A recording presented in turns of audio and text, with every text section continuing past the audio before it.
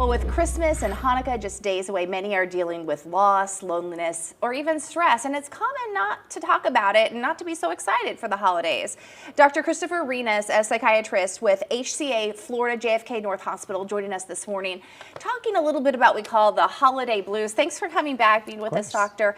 Yeah, it is kind of hard to talk about, but it's definitely a real thing, these holiday blues. Yeah, absolutely. The holidays look different for everybody, especially kind of going until what is the end of the year. It's natural to look back, and sometimes that colors things differently for people. And I always think about this time of year, feelings you may have going up, leading up to the season really kind of are exacerbated, because if you're having problems with a relationship or family, it's kind of shoved in your face a little bit more. Yeah, definitely. I mean, studies have shown that about 1/3 of people report increased in levels of stress during the holidays, and people who actually have pre-existing mental health conditions, about 2/3 of those will actually report worsening symptoms during these times. Talk about people right now who are dealing with the first Christmas or Hanukkah without a loved one. What are some things they can do to cope and still try to enjoy the season?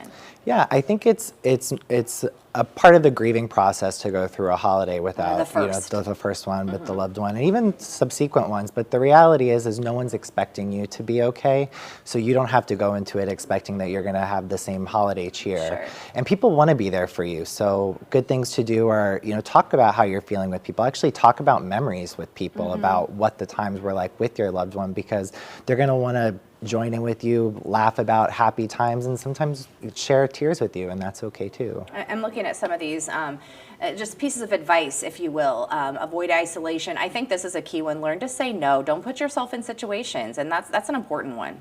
Yeah, absolutely. Realizing what it is that you are capable of doing around this time and what you're not. Scheduling in time for self-care is really, really important. Yeah, it's okay. You got to make yourself happy first before you try to please everyone else. That's Absolutely. For sure. For people out there that might be their first year dealing with a divorce with children, where they have to kind of split the holidays, how do you manage that?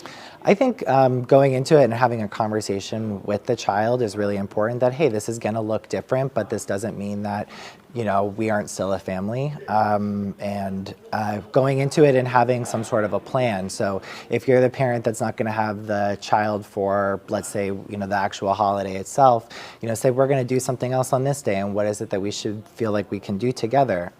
Make a plan to actually have a conversation that day. Set a time to have a conversation via phone or FaceTime, and feel free to make new traditions too. I like that idea. You kind of make traditions that work for you and your family. Absolutely. A lot of people get stressed over money, decorating, buying gifts, all of those expectations. How do we manage that?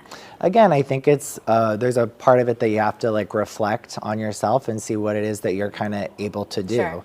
right? And if money's tight, and maybe you think about within the family doing more of a secret Santa as opposed to buying gifts for everybody. That. Yeah. Remembering the real reason for the season and being with loved ones. Yes. So, all right, well, really good advice. Thank you so much. I think it's also important to acknowledge holiday blues. It's very normal. You're not alone. You're definitely not the only one out there. So if you'd like more information, go to our website, WPBF.com, download the app, and there's so many ways that you can get help. 211, always available, someone to talk to get advice. Thank you so much, Doctor. Thank you for having me.